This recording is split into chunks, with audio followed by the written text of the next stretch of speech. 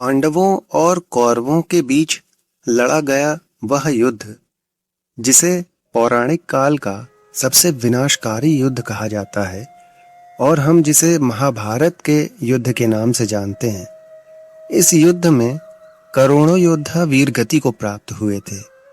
हिंदुओं के धर्म ग्रंथ महाभारत में वर्णित एक कथा के अनुसार यह युद्ध वास्तव में धर्म और अधर्म के बीच लड़ा गया था। अर्थात जो पांडवों की ओर से युद्ध में भाग ले रहे थे वह धर्म के पक्ष में थे और जिसने कौरवों की ओर से युद्ध लड़ा वह अधर्म के पक्ष में थे।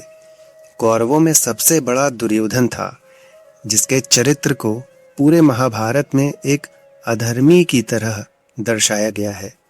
परंतु जब हम महाभारत के स्वर्ग आरोहण पर्व को पढ़ते हैं तो हमें पता चलता है मृत्यु के बाद दुर्योधन सहित सभी को स्वर्ग में जगह मिली।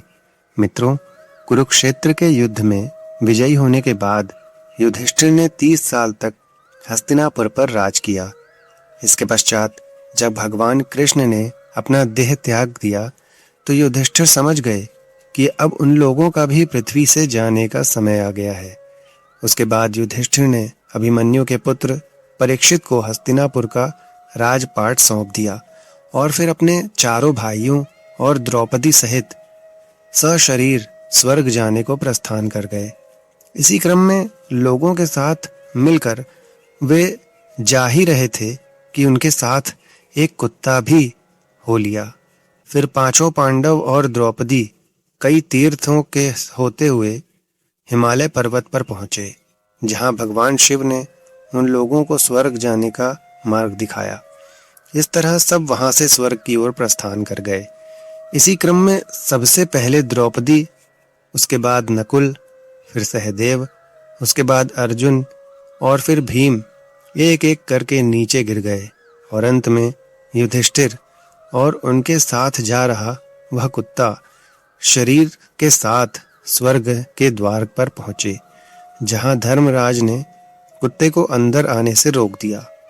तब युधिष्ठिर ने धर्मराज से कहा, हे भगवान, मैं कुत्ते के बिना स्वर्ग के अंदर नहीं जा सकता।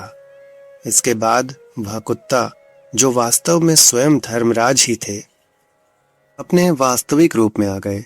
उसके बाद युधिष्ठिर सशरीर स्वर्ग पहुंचे।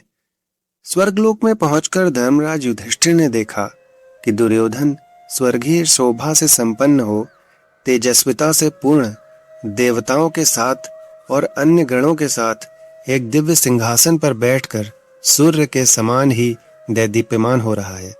दुर्योधन को ऐसी अवस्था में देख उसे मिली हुई शोभा और संपत्ति का अवलोकन कर राजा युधिष्ठिर बिल्कुल चिंता से भर गए और देवताओं से कहा, दुर्योधन ने हमें बहुत ही दुख पहुंचाया, हमारी पत्नी का अपमान तक किया।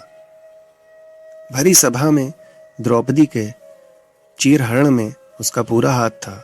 गुरुजनों के समीप उसने द्रौपदी को घसीटा। उस लोभी और अधर्मी दुर्योधन के साथ बैठकर मैं इन पुण्य और अपने अच्छे कर्मों का फल पाने की इच्छा नहीं रखता। हे देवगण, मैं इस दुर्योधन को देखना भी नहीं चाहता। मेरी तो वही जाने की इच्छा है जहां मेरे भाई हैं। युधिष्ठिर की ऐसे बातें सुनकर पहले तो नारद जी मुस्कुराए और फिर हंसते हुए बोले, ऐसा ना कहो। स्वर्ग में निवास करने पर पहले का बैर विरोध शांत हो जाता है। युधिष्ठिर, तुम्हें राजा दुर्योधन के प्रति किसी तरह भी ऐसी बात अपने मुख से नहीं निकालनी चाहिए, क्योंकि दुर्योधन ने कुरुक्षेत्र युद्ध में अपने शरीर की आहुति देकर वीरों की गति पाई है, जिन्होंने युद्ध में देवतुल्य तेजस्वी तुम समस्त भाइयों का डटकर सामना किया है। इतना ही नहीं, दुर्योधन महान भय के समय भी निर्भय बना रहा। दुर्योधन ने क्षत्रिय धर्म के अनुसार तुम सबसे युद्ध किया, इसलिए ये अधर्म का भागीदार होते हुए भी इस दिव्य रूप में विराजमान है। नारद जी के मुख से इन वचनों को सुनकर युधिष्ठिर का क्रोध शांत हो गया। उसके बाद उन्होंने एक बार फिर देवताओं के समक्ष अपने भाइयों से मिलने की इच्छा प्रकट की। उसके बाद देवदूत युधिष्ठिर को एक ऐसे लोक में ले गए जहां चारों ओर अंधकार था। गिद्ध और कौवे वहां मंडरा रहे थे। फिर भी यदि किसी तरह अपने भाइयों से मिलने के लिए देवताओं के पीछे युधिष्ठिर चले जा रहे थे। पर जब काफी समय हो गया तो युधिष्ठिर ने यमदूत से कहा, हमें और कितना चलना होगा? ये सुनकर देवदूत ने कहा, हे पांडुपुत्र, यदि आप वापस जाना चाहते हैं तो हम वापस चल सकते हैं।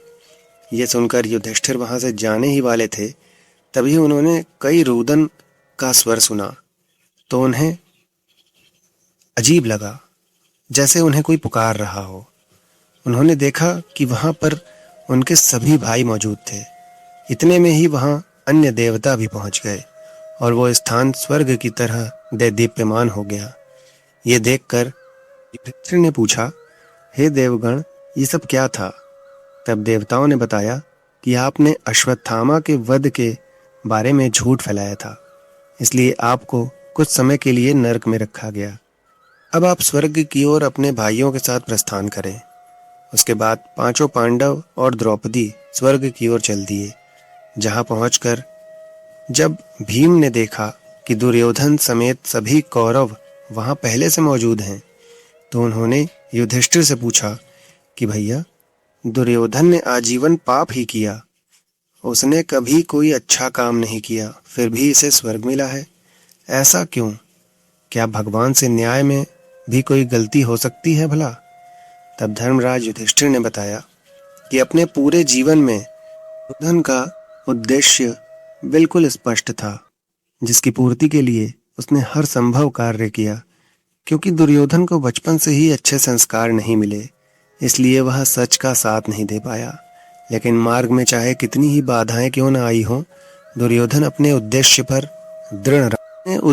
पर दृढ़ संकल्पित रहने की अच्छाई वही उसकी साबित हुई, और इसी कारण उसे अधर्म से भरे कार्य करने के पश्चात भी स्वर्ग मिला, नरक नहीं।